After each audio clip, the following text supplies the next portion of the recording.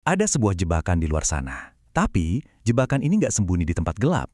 Justru sebaliknya, dia datang dalam bentuk penawaran investasi yang kelihatannya begitu sempurna, begitu suci, sampai rasanya mustahil buat ditolak. Inilah dia, jebakan berkedok syariah.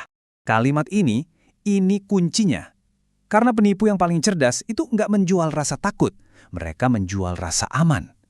Mereka tahu betul, begitu kita merasa aman dan percaya, kewaspadaan kita adalah hal pertama yang lenyap.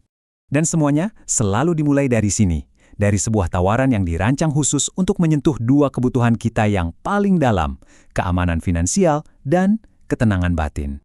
Cuma perhatikan kombinasinya, profitnya tinggi, cepat, dan katanya pasti. Risikonya rendah banget, udah gitu dijamin halal dan amanah, prosesnya pun gampang. Ini tuh bukan lagi nawarin bisnis. Ini seperti nawarin paket lengkap ilusi, sebuah jalan pintas ke surga dunia yang seolah-olah udah dapat restu. Mereka itu pada dasarnya jualan mimpi, bukan investasi. Seharusnya, pertanyaan ini langsung jadi lampu merah di kepala kita.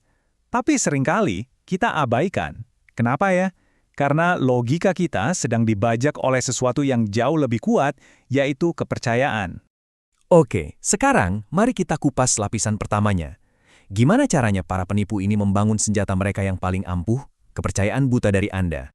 Label syariah, kutipan-kutipan ayat, penampilan yang agamis, semua ini dipakai bukan buat menjalankan prinsip, tapi sebagai tameng.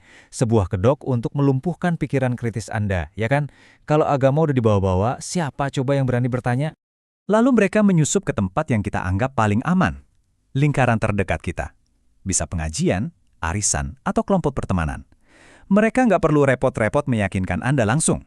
Cukup rekrut satu orang yang Anda percaya, dan orang itulah yang nanti akan meruntuhkan seluruh pertahanan Anda.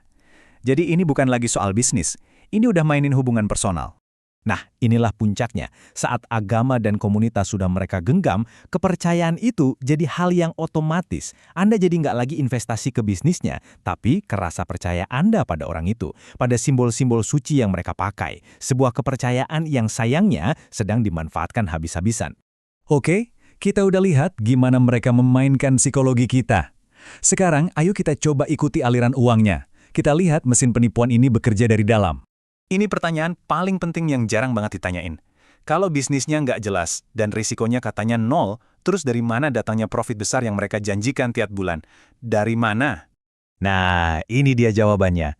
Namanya skema Ponzi. Sederhananya gini deh, ini tuh bukan bisnis. Ini cuma permainan putar-memutar uang. Uang Anda itu nggak dikelola, nggak diinvestasikan, tapi cuma disalurin buat bayar investor yang datang sebelum Anda. Janjinya selalu kedengaran produktif.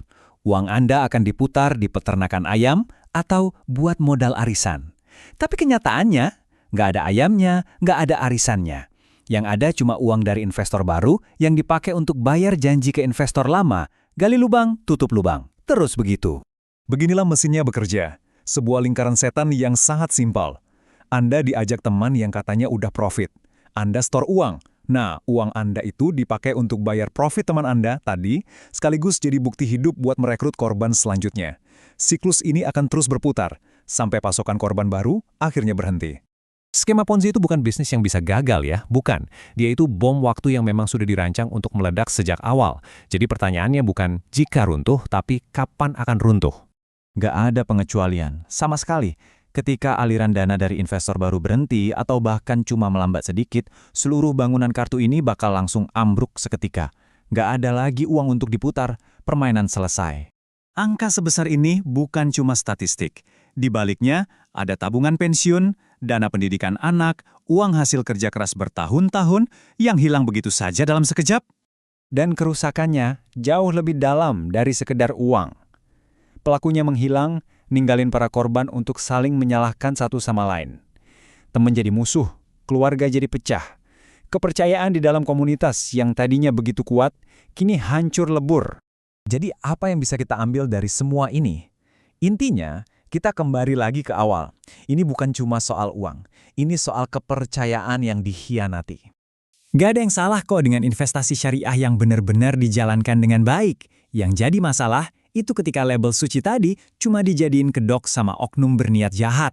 Pembedanya itu integritas, bukan cuma kata-kata di atas kertas. Pertanyaan ini membawa kita pada kesimpulan yang paling penting. Gimana caranya kita bisa tetap beriman tanpa harus jadi naif? Gimana kita bisa percaya tanpa harus jadi korban? Nah, ini dia kuncinya. Kita harus belajar untuk memisahkan ajaran yang mulia dari individu yang mungkin menyalahgunakannya. Jadi, tetaplah kritis. Ajukan pertanyaan yang sulit, dan selalu cek janji manis mereka itu masuk akal nggak sih secara bisnis? Maka dari itu, ingatlah ini. Jebakan yang paling mematikan itu bukan yang datang dengan ancaman, tapi yang datang dengan bujukan rasa aman dan harapan palsu. Karena pada akhirnya, kepercayaan yang dimanfaatkan adalah jebakan paling berbahaya. Jadi, tetaplah waspada.